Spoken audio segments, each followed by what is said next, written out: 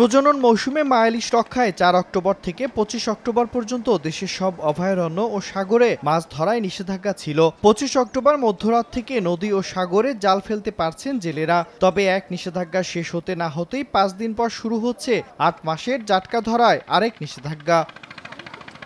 পহেলা November থেকে ৩০ June দেশের সব নদী ও সাগরে জাটকা ধরা নিষেধ। এ সময় অনেক সাবধানে মাছ ধরতে হয় জেলেদের। ২৫ সেন্টিমিটারের কম আকারের কোনো ইলিশ ধরলেই তাকে আইনের আওতায় আনা হয়। পটুয়াখালী জেলেরা বলছেন, অক্টোবরের নিষেধাজ্ঞায় তারা সঠিকভাবে সাহায্য পাননি। বর্তমানে বড় জালেও জাটকা আটকে ওপারে চলে আসে। জাটকা শিকার সম্পূর্ণ বন্ধ করতে আগামী ৮ মাস সরকারি সহায়তার দাবি তাদের।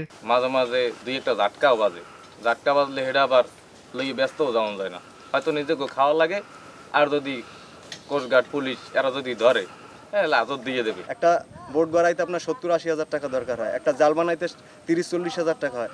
দৈনিক মাছ পাওয়া যায় না ১ কেজি। ১ কেজি ডিজেলের দাম ১০৫ টাকা। একটা ফ্যামিলিতে ৮-১০ জন মানুষ থাকে, কিছু করার নাই। চাউল আমাদের ঠিকমতো সময় পাই না। ৮ মাস অভিযোজন, চাল অনুযায়ী আরো ৬ মাস পরে। মৎস্য বিভাগ বলছে, ইলিশের উৎপাদন বাড়াতেই এমন উদ্যোগ। তবে সরকার এই নিষেধাজ্ঞা চলাকালে ৪ মাস জেলেদের বিজিএফ কর্মসূচির আওতায় চাল দেওয়া হবে বলে জানান সংশ্লিষ্ট কর্মকর্তা। যে ইলিশ এখন প্রজনন করলো তার বাচ্চাদেরকে সুরক্ষা দেওয়ার জন্য মৎস্য অধিদপ্তর সকলের সাথে মিলে কাজ করে যাবে। এই সময়ে জেলেরা আপনার ৪ মাসের জন্য তারা বিজিএফ পাবে। সেটা সরকার যখন দিবে আমরা যথাসময়ে তাদের হাতে তুলে দেওয়ার চেষ্টা করব।